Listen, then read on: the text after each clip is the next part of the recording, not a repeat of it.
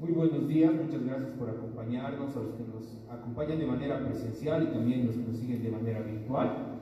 Estamos en nuestra segunda jornada de Seminario Anual de Culturas Visuales del Museo Nacional de Arte, que tiene por título Revolución ante lo bello y vanguardias estéticas de Bolivia. En esta oportunidad, en este martes 26 de noviembre de 2024, nos vamos a reunir y nos vamos a enfocar en una temática que tiene como título el arte como dispositivo de la memoria. Para comenzar, quiero que le demos la bienvenida a Juan Carlos Torres Bautista. Voy a leer de manera muy sintética una semblanza que nos ha dejado, que dice que es egresado de la Academia de Bellas Artes Hernando Siles, licenciado en Historia de la Universidad Mayor de San Andrés, docente de la carrera de Artes Plásticas de la UPEA y docente de la carrera de Diseño Gráfico de la UNSA. Realizó exposiciones colectivas e individuales de pintura y su producción académica se refleja en libros como Bosquejos del 2017, Monumentos, Esculturas, Bustos en el Arte 2016, Evocaciones de una Comunidad Educativa del 2010, Cascabel 2019, Añez Jadas 2022, Manual de Historia del Arte 2023 y culminando con Iconografías de la Guerra del Chaco 2024. Justamente, en base a esta última publicación, nos ha propuesto para este seminario de culturas visuales del Museo Nacional de Arte una exposición que tiene la temática análisis de las imágenes de la Guerra del Chaco. Muchas gracias por seguirnos y le vamos a dar el micrófono y la palabra a Juan Carlos Torres Bautista, a quien agradecemos infinitamente. Bueno, muchas gracias.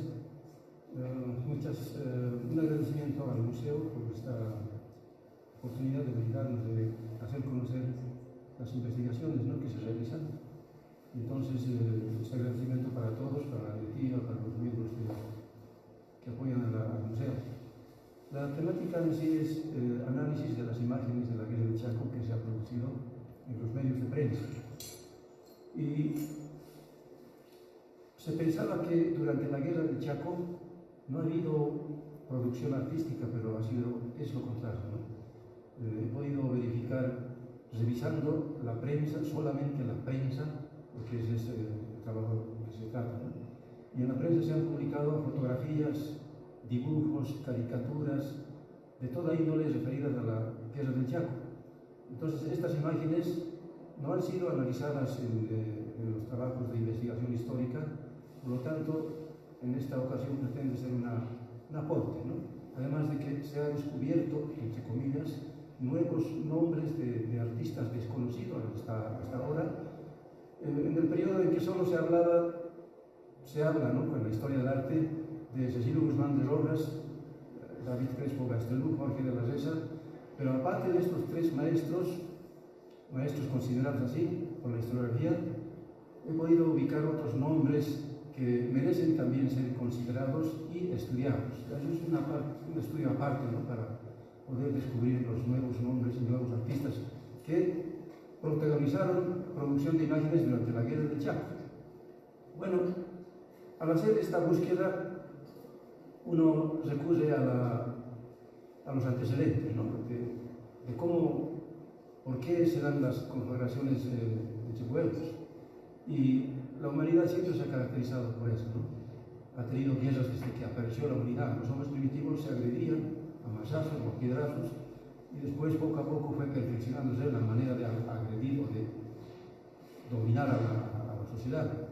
Ahora, las guerras siempre van precedidas por agresiones psicológicas, unas veces con agresiones verbales y otras veces con agresiones de imágenes. Entonces, es ahí donde se puede analizar las imágenes que se han producido en la Guerra del Chaco. Y bueno, estas imágenes al principio surgen espontáneamente, como un aporte, nos han sido los dibujantes, humoristas, fotógrafos, para construir lo que llamamos el fervor cívico. Entonces, el fervor cívico se construye desde esferas del Estado. El Estado, durante la Guerra del Chaco, promovió, ¿no?, sin convertirlo en una política de Estado, pero promovió la producción de imágenes. Y esta producción de imágenes es lo que se considera en esta presentación, ¿no? Por favor, las imágenes me ayudan directamente. Bueno, en las imágenes vamos a observar que los símbolos patrios como la bandera, el uniforme del soldado boliviano, el paisaje, etcétera, todo contribuyen a construir el fervor cívico de los bolivianos. Como nosotros en apariencia estábamos sufriendo la agresión paraguaya, entonces el Estado promovía a través de las imágenes publicadas en los medios de prensa. Hay que recordar que los medios de prensa eran los medios más influyentes de ese entonces, ¿no? Después seguida por la radio. Esos eran los únicos medios que se podían acceder en ese tiempo, en 1932. Entonces, comenzamos a ver en estas imágenes las banderas, los escudos, las lanzas, los fusiles, el paisaje boliviano, y verán ustedes que en las siguientes imágenes, por favor, vemos que ya emplean los monolitos o las imágenes que también se fueron descubriendo en este contexto, ¿no? En Tiahuanaco. Esas imágenes ya empiezan a construir lo que llamamos, o lo que vamos a llamar después la nación. El sociólogo René Zabaleta decía que la guerra del Chaco promovió la construcción de la nación, hizo visibilizar quiénes componíamos la nación. Entonces, en Tiahuanaco, al descubrirse los restos arqueológicos, contribuyeron a construir ese imaginario de la nación boliviana. Y acá se puede observar cómo el dibujante, en este caso anónimo, ¿no?, emplea el monolito en primer plano. Y eso quiere decir de que nosotros tenemos raíces, por lo tanto, tenemos personalidad, identidad.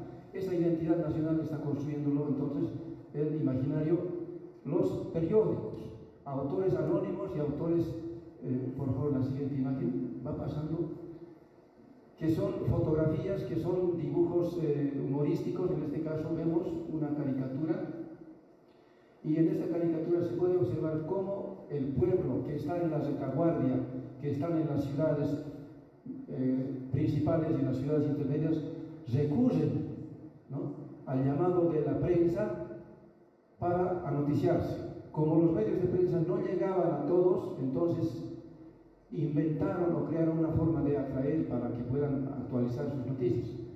Y colocaron en los medios de prensa, en este caso en el diario, en La Razón, Última Hora, sirenas que convocaban a la población a noticiarse de las últimas novedades de la conflagración que teníamos con el Paraguay. La siguiente, por favor. Entonces, vemos también que ya aparecen símbolos occidentales, como por ejemplo la famosa escultura griega Victoria de Samotracia, ¿no?, que se ha realizado en honor a una victoria que los griegos tuvieron. Ese mismo símbolo se lo utiliza para la conflagración que nosotros tenemos. Y como estamos llegando a fin de año de 1933, resulta que entonces todos auguran el fin de la guerra y auguran la victoria de Bolivia sobre Paraguay. Y entonces se utiliza este símbolo de la victoria de Samotracia. Como verán ustedes, se puede ver encima del globo terráqueo que trae novedades de paz para nuestros pueblos. Y abajo se ve una imagen de un hombre calvo, anciano, que es la despedida del año que se está yendo. La siguiente, por favor. Vayan pasándonos, por favor. Acá vemos también igual un cóndor. Miren cómo se utilizan los símbolos nacionales para ir construyendo la identidad nacional, ¿no? Ese cóndor que está alentando o haciendo escapar a un paraguayo, y al paraguayo se le puede observar agarrado de una botella, en la visión del dibujante considerado como un hombre, un ebrio, ¿no?, un ebrio al que se tiene que descalificar. Entonces el dibujo está descalificando al enemigo y a la vez está alzando la imagen de nuestros símbolos patrios, ¿no? En la siguiente imagen se puede observar los dibujos de un artista muy reconocido, Jorge de la Reza. Se lo reconoce por el trazo que tiene, muy seguro, de mucha formación académica, y utiliza, miren ustedes, los símbolos patrios también, la bandera nacional, el fusil, y como al lado en el siguiente dibujo está la patria, ¿no?, detrás protegiendo y guiando además al soldado boliviano, señalando al horizonte, el horizonte del triunfo.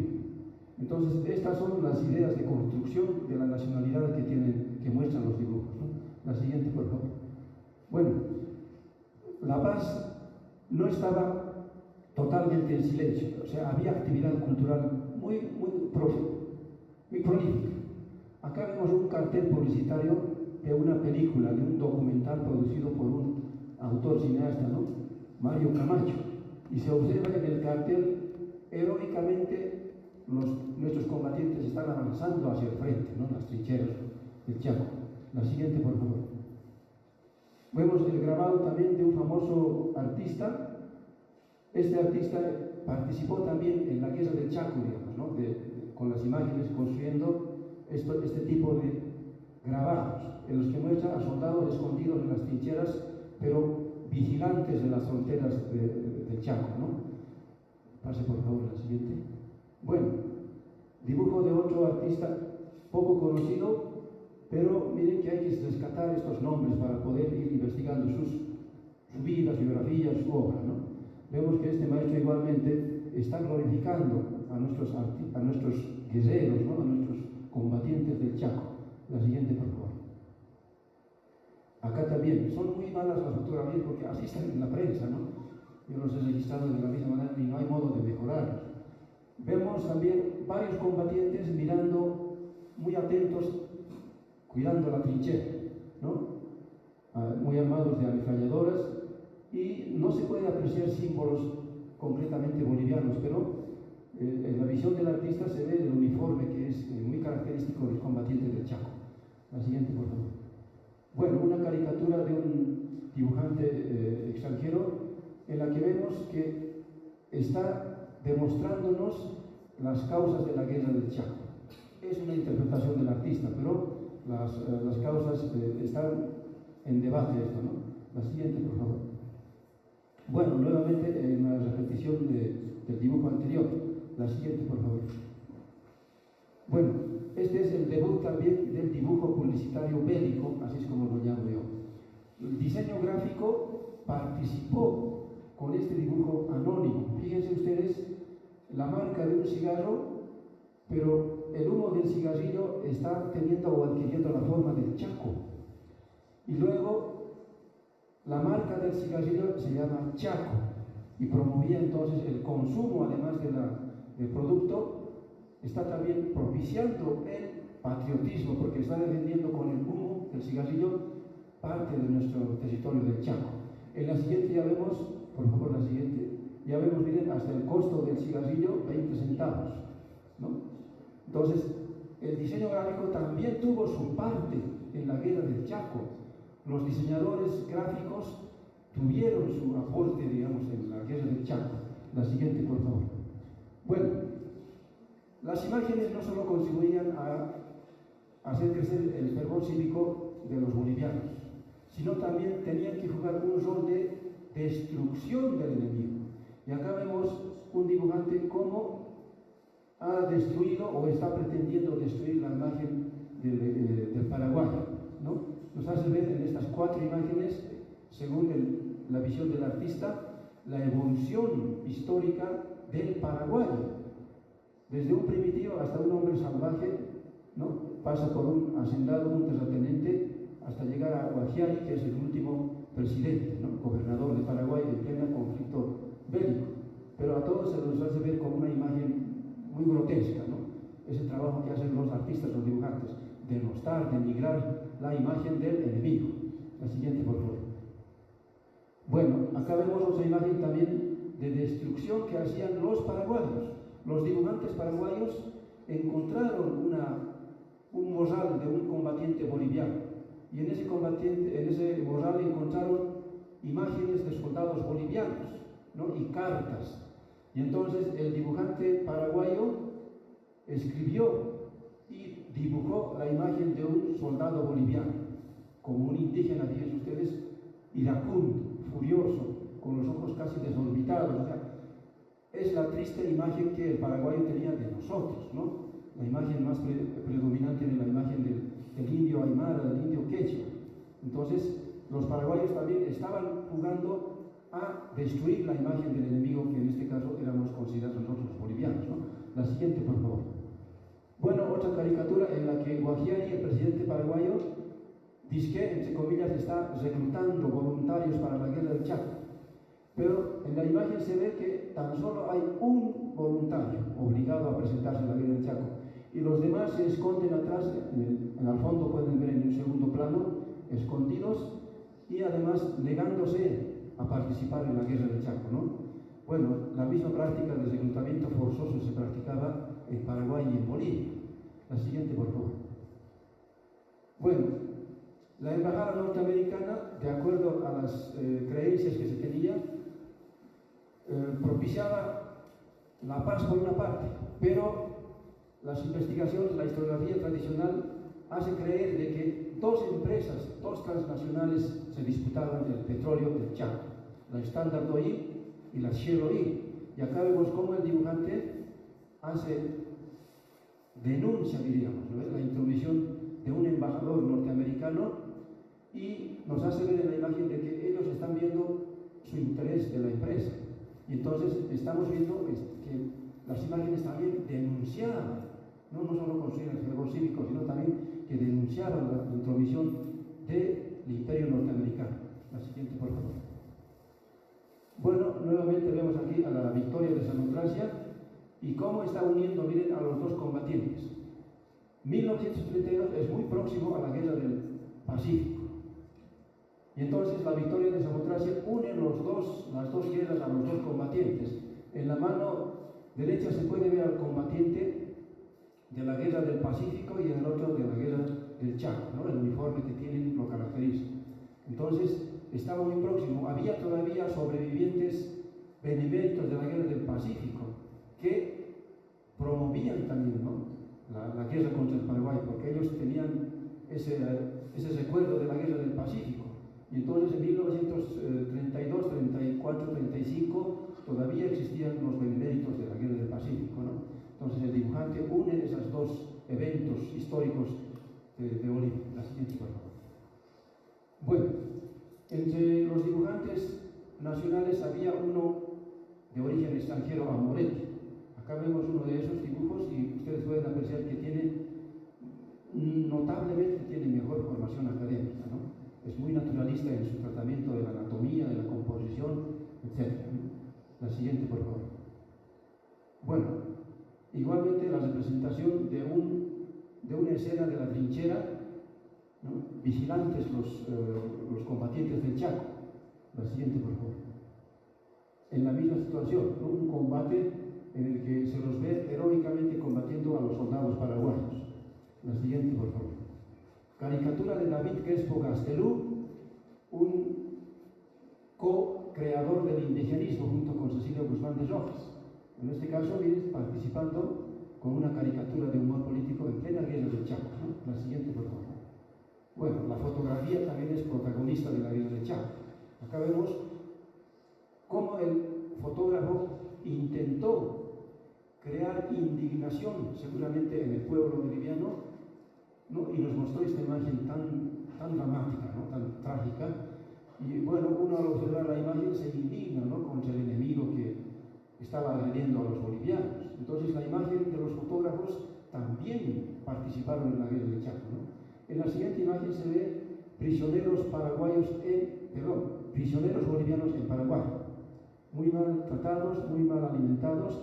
Fíjense ustedes como traen recuerdo, ¿no? A los guetos que los nazis han construido en Europa. Entonces acá se los ve, pero también no era lo mismo, no estaban en mejor situación los prisioneros paraguayos acá en Bolivia, ¿no? Las imágenes pueden reflejar. Ustedes recordarán o sabrán que la carretera a los Yungas fue construida en parte por los prisioneros paraguayos, ¿no? Ahí murieron muchísimos paraguayos también en semejante paisaje tan accidentado, ¿no? La siguiente, por favor. Bueno, Cecilio Guzmán de Rojas también creó en plena guerra del Chaco imágenes, no solo de retratos como en este caso, con la característica de sus indios con los ojos rasgados, ¿no? Creador del modelo indigenista o andianista. Ahora, Cecilio Guzmán de Rojas participó, se lo llevó también como un combatiente más, pero un combatiente con el pincel, con el lápiz, ¿no? Y fue a registrar ya como fotógrafo, se lo convocó a la guerra del Chaco, ¿no? Y a su retorno él trajo cerca de 300 obras que que no quiso exponerlos porque eran una gran tragedia para el público, ¿no? Si hubieran desanimado, desmoralizado, decían, no hubiera contribuido a levantar la moral de las retaguardias, así que prefirió tenerlos varios años sin que pudiera verse, ¿no? Más rápido, pásanos por favor las imágenes. Bueno, finalmente podríamos apreciar acá, cuando llega el fin de la guerra, ya el cansancio en ambos lados estaba agotando las fuerzas morales y físicas, sobre todo en Bolivia. Entonces, para finales de 1935, todos auguraban el fin de la guerra. Y es así como fue que nuestro pintor, nuestro dibujante, artista, también se presentó la paz, mostrando a Victoria de Zamotras. Bueno, esta es la pequeña contribución que quiero hacer. Espero que les haya gustado. Muchas gracias.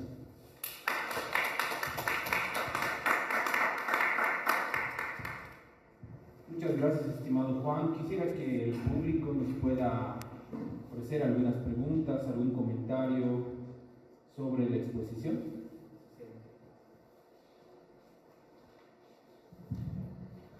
Juan, valiosa tu contribución a lo que es el arte y de esta etapa de la guerra del Chaco. Vemos imágenes del estilo neoclásico y también mucho del estilo romanticista, propios de la guerra como tal.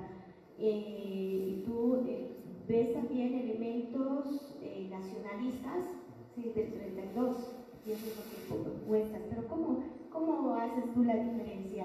¿Y cuál sería tu comentario respecto a esta diferencia entre lo que es lo neoclásico y lo nacionalista?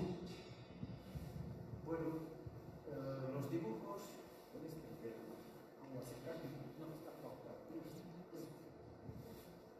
como les había anticipado, los dibujos, las fotografías, las caricaturas, todas construyen, ¿no?, ese ideario o ese imaginario nacional. Entonces, todos casi voluntariamente, en unos casos o en otros casos forzados, tienen que apuntar a construir el valor cívico de los bolivianos. Entonces, ¿cómo se los identifica? Se utilizan ampliamente los símbolos nacionales, ¿no?, como el escudo, la bandera, el gorro frigio, que también es parte del escudo. Entonces, comienzan a surgir las imágenes de Tiahuanaco, como hemos visto, o los rasgos que tienen los personajes de cada una de las imágenes, incluido las fotografías, son representaciones de indígenas, ¿no?, de indios o de mestizos. Entonces, esa es la manera de identificarlos, de cómo se está construyendo lo que Zabaleta llamó, ¿no?, el reconocimiento de la nacionalidad. En la guerra del Chaco se unieron indios del altiplano, de los valles, quechuas, guaraníes. Entonces, dice Zabaleta, se reconocieron como bolivianos. Esa fue la construcción de la nacionalidad boliviana, ¿no? Ahí nos reconocimos como un Estado, como una nación boliviana. Y tiene razón Zabaleta, ¿por qué? Porque en la guerra nos encontramos entre todos los bolivianos. Los aymaras vivían aislados, creían que la nación aymara era uno, parte. Los quechos igualmente, los guaraníes, pero la guerra nos unió, la tragedia nos unió. Bueno, no sé si está satisfecha su pregunta.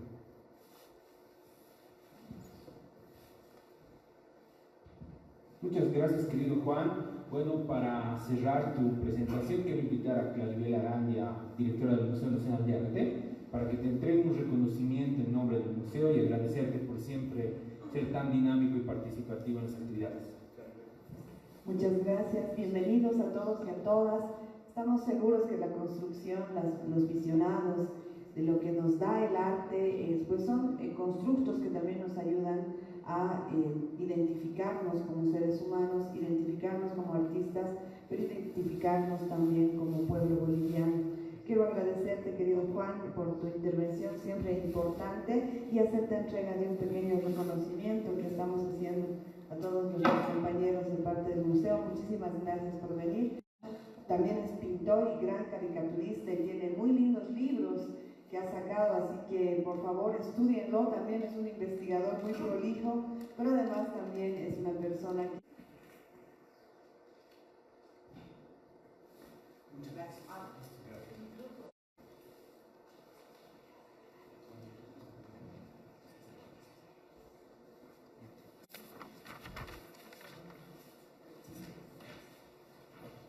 Bueno, muchas gracias. Vamos a continuar con esta segunda ponencia de esta mesa que está enmarcada en el arte como dispositivo de la memoria. Queremos dar la bienvenida a Pablo Daniel Loza Tapí. Pablo Daniel es licenciado en Ciencia Política y Gestión Pública de la UNSA, diplomado en Educación Superior e Interculturalidad en la Unidad de Posgrado Facultad de Derecho y Ciencias Políticas. Es músico profesional, compositor y director, gestor cultural, con estudios en cine, antropología, literatura, filosofía e historia. Investigador social, político y cultural, miembro de la Asociación Latinoamericana de Historia y director de la revista La Paz con los Ojos del Alma. Escribió artículos y realizó ponencias en Argentina, Perú y México. Hoy, Pablo, justamente en el marco de la mesa Arte como dispositivo de memoria, presentó una propuesta que tiene por título Importancia del muralismo en la política y sociedad boliviana en la segunda mitad del siglo XX. Muchas gracias, Pablo, por participar del Seminario Nacional de Culturas Visuales del Museo Nacional de Arte, y la palabra es tuya. Gracias, buenos días a todos. Gracias por la oportunidad de poder exponer el día de hoy aquí en el Museo de Arte. El tema, como ya se mencionó, sobre el muralismo y su importancia en la política y la sociedad boliviana en el siglo XX. Siguiente. Como veremos en esta exposición, no solo la importancia del muralismo en Bolivia y su relación con la política, sino también con sus actores, los artistas y el contexto en el que les tocó vivir y desarrollar su obra, con todo el peso político que conllevó transmitir su mensaje, así como el contexto internacional, político y artístico en el que se desarrolló el muralismo latinoamericano. Obviamente, una de las corrientes artísticas más importantes en la historia boliviana es sin duda el muralismo, que si bien llegó un poco tarde a Bolivia, su importancia como arte, no solo desde un punto de vista estético, sino en la historia política de nuestro país, fue muy importante, ya que estuvo vinculada al quehacer político del país. El muralismo tuvo sus inicios en Bolivia a partir de la Revolución Nacional del 52, cuyo trasfondo tuvo desde el inicio la revalorización de la conciencia nacional, el indigenismo a través de grandes muralistas como Adán de Pantoja y Solano Romero, además de revalorizar todos los sentires de la sociedad boliviana y a sus personajes a través de diferentes luchas sociales. Será en el siglo XX en que la pintura mural será en el siglo XX en el que la pintura mural renueva la técnica del fresco para experimentar con nuevos soportes, como el cemento, el hormigón, materiales sintéticos, sobre todo aquellos que empleaban pinturas acrílicas, vinílicas, silicatos y emulsionantes. Estos nuevos replanteamientos dieron lugar al muralismo mexicano destinado a socializar el arte rechazando la pintura de caballete, y este movimiento se dio tras la Revolución Mexicana de 1910. Este nuevo movimiento replanteó la expresión del mural con fines educativos, estéticos, para que estas mismas sean plasmadas en lugares públicos y ser visto por un público sin restricción, mucho más masivo y sin distinciones de clase. En América Latina, los máximos representantes de esta expresión muralística contemporánea fueron Diego Rivera, José Clemente Orozco y Adolfo Siqueiros. Este es un mural de Diego Rivera que lleva por título El hombre controlador del universo.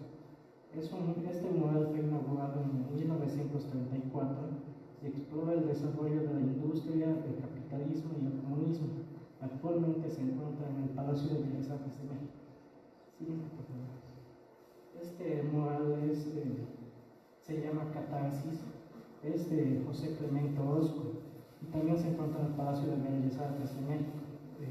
Fue pintado en 1949, el mismo año en que Orozco recibió el Premio Nacional de Bellas Artes gracias a su legado artístico, y poco tiempo antes de que Orozco muriese.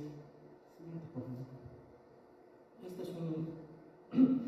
Este es un mural de Siqueiros que lleva por título El retrato de la burguesía y fue pintado en 1939. Y el artista lo pintó Sindicato de Trabajadores de la Electricidad. Si bien existe una amplia producción sobre el muralismo en América Latina referida a sus valores estéticos, históricos y de cultura nacional, este se ha circunscrito en gran parte al propio ciclo histórico del nacionalismo que le dio origen. En este sentido, interesa explorar nuevas formas de resignificación a la luz de las condiciones sociohistóricas y teóricas que planteaba la realidad desde entonces. La experiencia analítica ya realizada en los recientes hallazgos de las teorías y de la crítica proyectiva de las identidades culturales, o bien a través de una lectura sincrética entre la propia producción y las producciones estéticas eurocéntricas, tanto de principios del siglo como el expresionismo, el cubismo y a mediados del siglo con el abstraccionismo. Sin embargo, también podemos redescubrir este movimiento estético y sociocultural,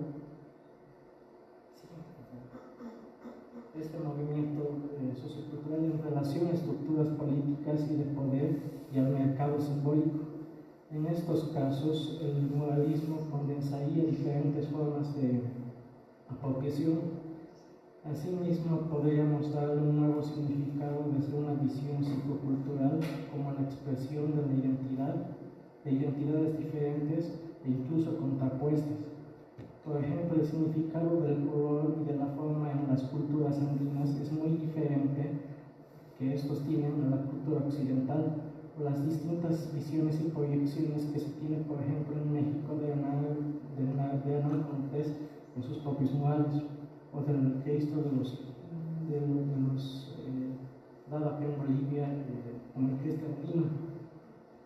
El muralismo también puede ser un lente para reinterpretar diferentes procesos históricos y vividos, ya que el muralismo también enseña a añadirlos como un acto de pasión, como de un sueño de soledad y como una mística del movimiento. Por ejemplo, Clemente Orozco revelaría la soledad que conlleva la Revolución Mexicana en tanto como acto cultural moderno. Y él mismo dijo, nuestra revolución sacó afuera como un parto un México desconocido. La revolución fue una vuelta a los orígenes, pero también un comienzo, más bien un recomienzo. México volvía a su tradición no para repetirse, sino para inaugurar otro proceso de paz en la historia. Siguiente, por favor. Quizás estén inscritos en el muralismo las angustias y los debates contemporáneos. Por ejemplo, se decía que el hombre de Orozco no estaba solo, que los dioses habían muerto, Prometeo, el héroe en combate solitario contra todos los monstruos. Paralelamente, todo acto ideológico, y el muralismo lo es, no se reduce a una mera copia de lo ajeno. Se halla bastante arraigado en la cultura política de nuestras sociedades, con sus riquezas y pobrezas. Los movimientos nacionalistas en Latinoamérica, como el PRI, el APRA y el MNR, lo muestran. Pero también estos movimientos implican un regreso a los orígenes, sino también una búsqueda de una nueva tradición universal. Se trata de insertar el nacionalismo en la corriente general del espíritu moderno, como afirmaría Octavio Paz en relación con la Revolución Mexicana. El nacionalismo artístico mexicano fue una consecuencia del cosmopolitismo del siglo XX. El muralismo es un diálogo entre las masas, la historia y el mesianismo revolucionario que representa un proyecto y un proceso incompleto de modernidad. También es necesario enfatizar que el diálogo creativo entre el muralismo mexicano y las corrientes estéticas, por ejemplo, como las de los Estados Unidos, decían que el arte que iba desde México a Estados Unidos entre los 30 y los 50 era precisamente un arte de compromiso por una causa social, de partido político, de temática popular y folclórica, de consignas y de utopía. Pero también a través de este diálogo los artistas norteamericanos buscaban una identidad nacional, como el arte que expresa a México puede inspirar a pintores norteamericanos para crear un arte que refleja perfectamente una vitalidad igual de la norteamericana antes que a Europa. En el caso de Bolivia entre el 52 y el 64, la tradición indigenista, en diálogo con el muralismo mexicano y conflictivamente con el abstraccionismo norteamericano de los 50, produce la corriente denominada realismo expresionista. Obviamente hubo una gran sensación entre, por ejemplo, Diego Rivera, que empezó a alabar el muralismo boliviano, pero que esto no hace más que evidenciar un diálogo creativo entre el mundo andino, industrial o minero y el muralismo mexicano y el abstraccionismo de los años 50 en Estados Unidos. Varios de los temas más sobresalientes del muralismo boliviano fueron los distintos hechos históricos, culturales del país, a través de los cuales los muralistas opinaban con gran fuerza sobre varios significados de la historia, la revolución y su futuro. De alguna manera, los murales revelaron como cuestión principal la identidad nacional y su futuro. En el mundo moderno, pero su búsqueda también evidenciaba la confusión de los propios tiempos modernos y de sus historiadores. Quizá una de las autocríticas más importantes que hacía Orozco para México es también más que válida para Bolivia, cuando decía que la discrepancia que es evidente en las pinturas es reflejo de la anarquía y confusión de los estudios históricos, causa o efecto de que nuestra personalidad no esté bien definida en nuestra conciencia, aunque esté perfectamente en el terreno de los hechos. No sabemos aún quiénes somos, como los enfermos de amnesia. Tras el triunfo de la Revolución Nacional del 52, esa primera generación de muralistas fue una generación que acentuó en el imaginario social el realismo y la efervescencia revolucionaria mediante la expresión de obras identificadas, como las aspiraciones populares denunciando las demandas y el sufrimiento del pueblo. Se postulaba que el arte en general, pero sobre todo el muralismo, debería ser un arte al servicio del pueblo, idea que hasta la actualidad se sigue manteniendo en nuestra sociedad. El movimiento muralista boliviano, producto de la Revolución Nacional del 52, puede interpretarse como una síntesis simbólica en la historia cultural del país. Según varios críticos,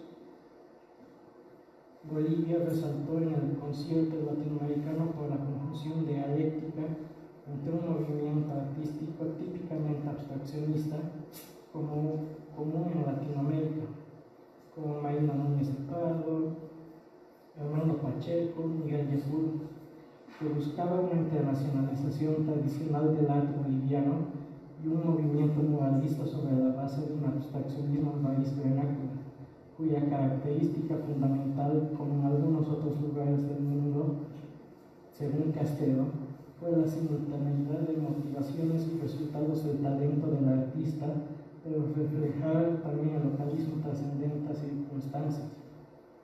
Incluso críticos de arte como Carlos Meso, Pedro Querejazu y otros críticos de arte desde una óptica bastante conservadora reconocen este hecho de bastante trascendencia cultural.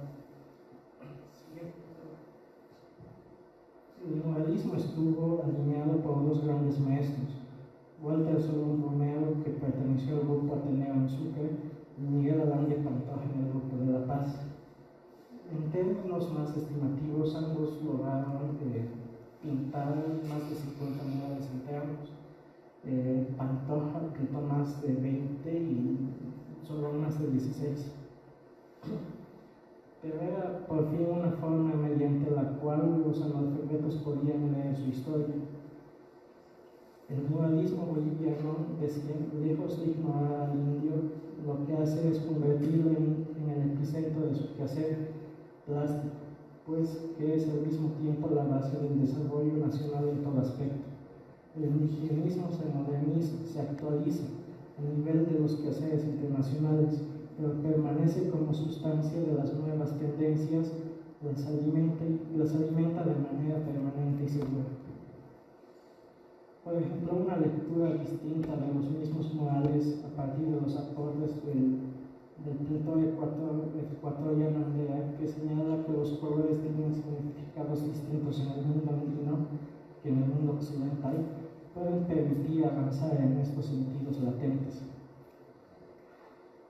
Los tonos ocres y marrones en el muralismo, como el rojo y el amarillo, tan comunes en Pantoja, leídos con el código de Indera, serían símbolos de soledad, los primeros, y la esperanza saca de los segundos. Una suerte de pasión saca que asusta al mal. De cualquier manera, es una tarea pendiente por parte de los críticos de arte este tipo de interpretaciones.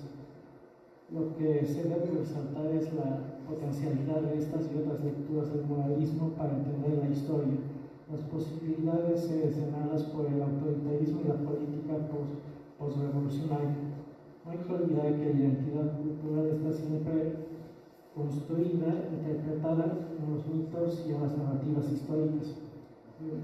Y de interpretar, como se señala Agnes Heller, constituye una novedad de la modernidad.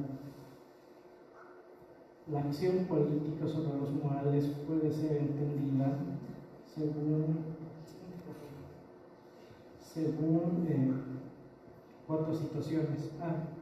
Los murales integrados, que eran aquellos que rescataban aspectos socioculturales precisos, como la salud, la educación, la medicina, el progreso tecnológico, con una importancia simbólica, los cuales de alguna manera perduraron y fueron incorporados o asimilados por el poder, como sería en el caso de algunos murales realizados en algunos colegios, hospitales, en algunas oficinas y de yacimientos petrolíferos bolivianos.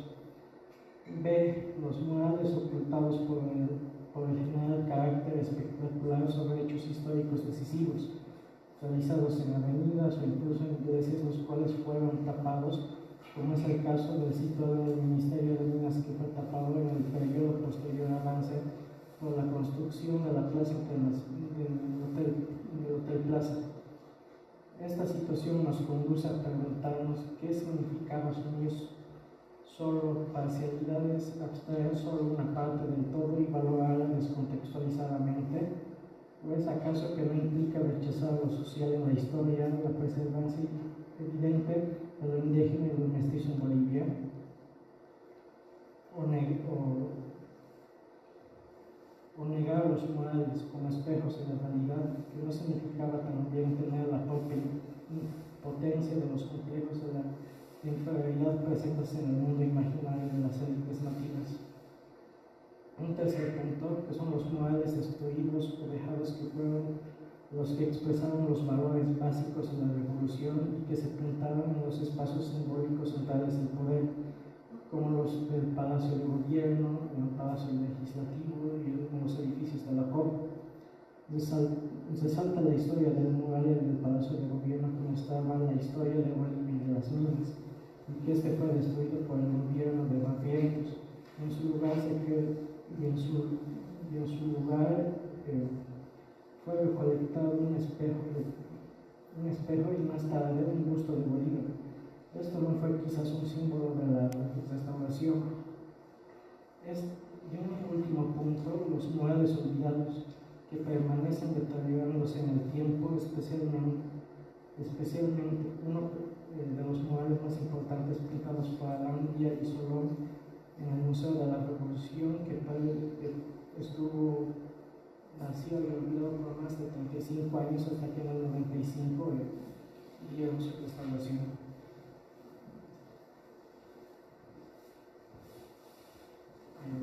En el caso de Bolivia, a partir de la segunda mitad del siglo XX, Holanda, Pantoja y Solón Romero fueron de los máximos exponentes del muralismo en Bolivia. Como ya había mencionado, Solón Romero era parte del grupo Ateneo Sur y el grupo de La Paz, Holanda y Pantoja. Fueron dos pintores y muralistas bastante contrapuestos, ya que si bien compartían la visión de revalorización del indio y de su ideología y simbolismo a través del arte y la cultura que podían prevalecer juntas, pero ambos tenían exhibiciones importantes y tenían grandes diferencias personales. Se dice que cuando pintaban varios de los murales que se encuentran en el Museo de la Revolución Nacional, tanto Pantoja como Solán Romero no podían encontrarse en el mismo lugar, y que por tanto uno de los dos tenía que pintar por las mañanas y el otro por las tardes.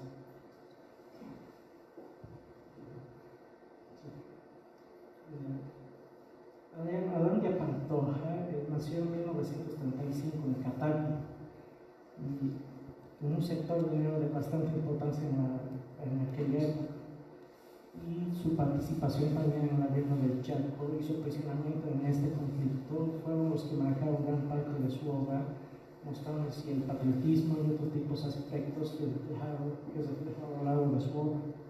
Como ya mencionaba antes, un entusiasmado Diego Rivera afirmaba sobre Alandia Pantoja diciendo: este artista ha sabido tomar lo mejor de los pueblos y de mí.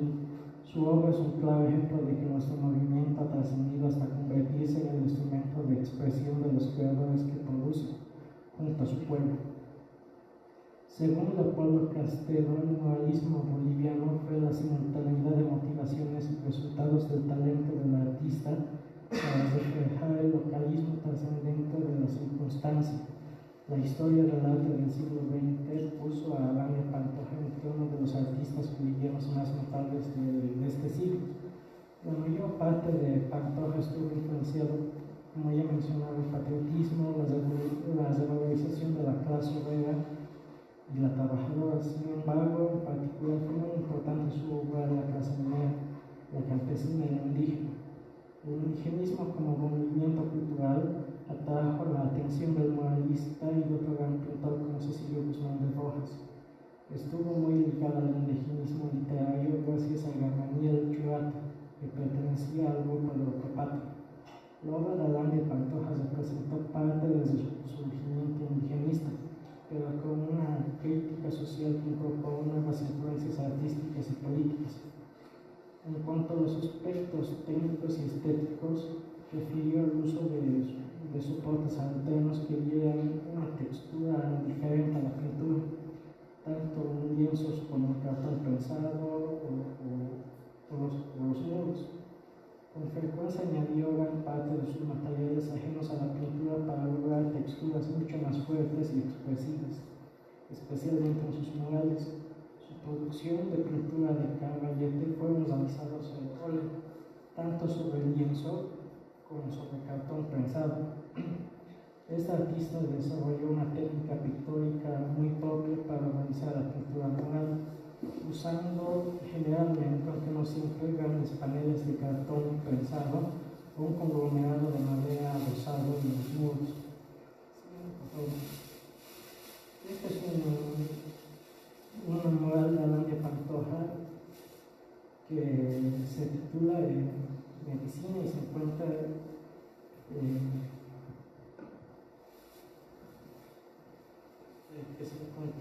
hay un mural que se encuentra actualmente en el Hospital Obrero.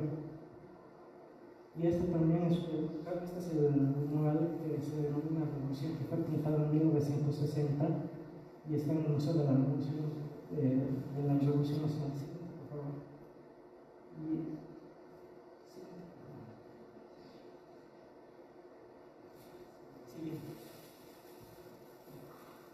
En el caso de Walter Solón Romero, fue uno de los artistas plásticos bolivianos más destacados del siglo XX, no solo por su obra pictórica, sino por su compromiso por la igualdad social, su aporte contra toda forma de opresión y su militancia a favor de los derechos humanos.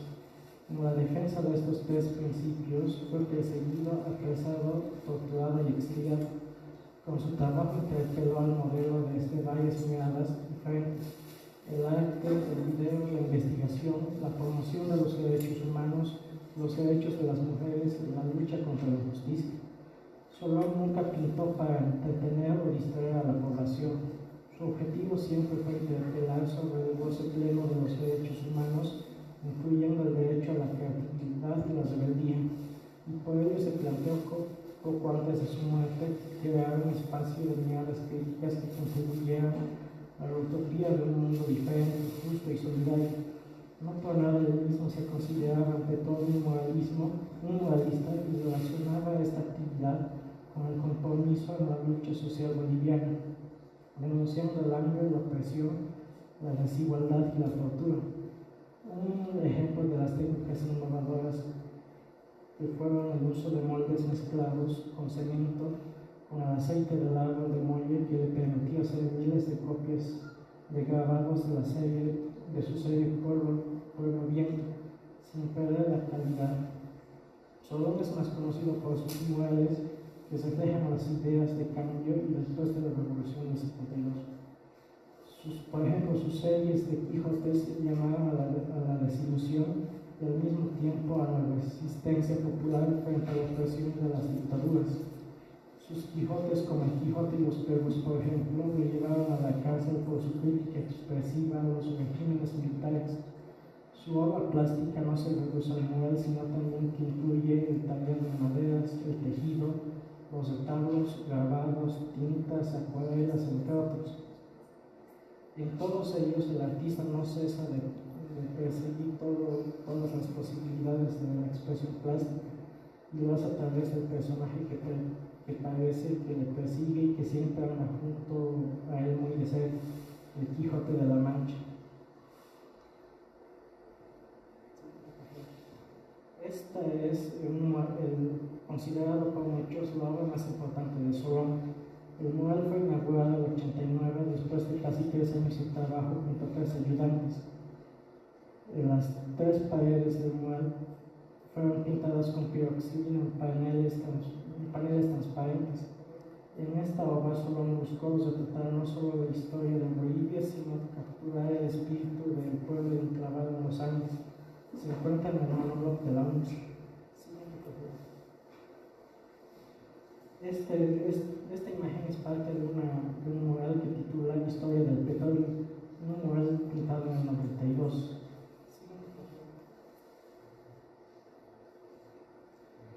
Este mural titula Bolivia y fue el primer mural de Solón. Fue pintado en 1948 en la Escuela de Bellas Artes de Santiago de Chile, hoy el Museo de Arte Contemporáneo y Parque Forestal. Pero estas son de las pocas imágenes que quedan, ya que el mural fue tapado con pintura blanca. Siguiente, por favor.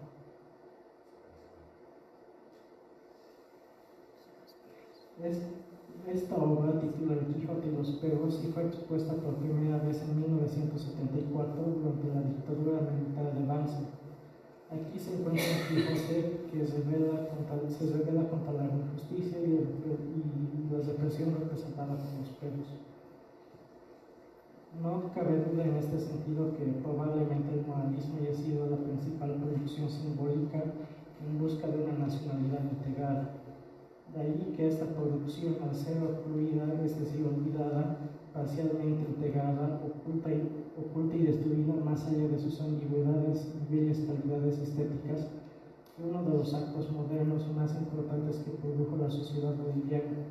Por otra parte, la forma en la que las élites políticas y en especial las élites autoritarias se relacionaron con el movimiento moralista sería una de las formas mediante las cuales se relacionaban con la modernidad. Es fundamental rescatar bastante críticamente este patrimonio nacional para recobrar el sentido de una revolución, como el relato de un relato, como la memoria de un olvido, como vínculo patrimonial moderno y clave cultural de la identidad del pueblo, como un espacio para recuperar el fundamento simbólico expresivo de la sociedad. Gracias.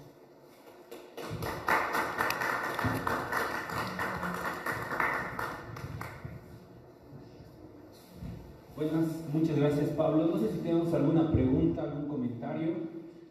También en el marco de esta fecha del Seminario de Cultura Visual del Museo Nacional de Arte, vamos a tener en un momento las ponencias de Isabel Álvarez Méndez y Sergio José Sánchez Monterrey, que también tienen como foco el muralismo. Así que, si no hubiera más preguntas, les pediríamos que también se queden, también te invitamos a ti quedarte, Pablo, para que podamos abrir luego un espacio de debate grande.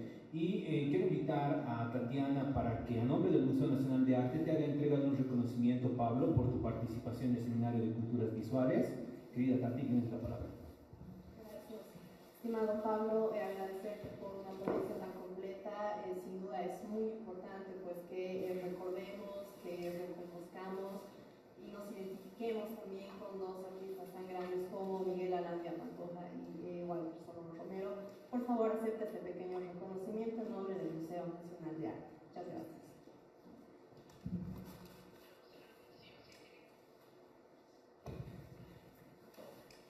Les pedimos que nos esperen un minutito mientras Isabel se va acomodando.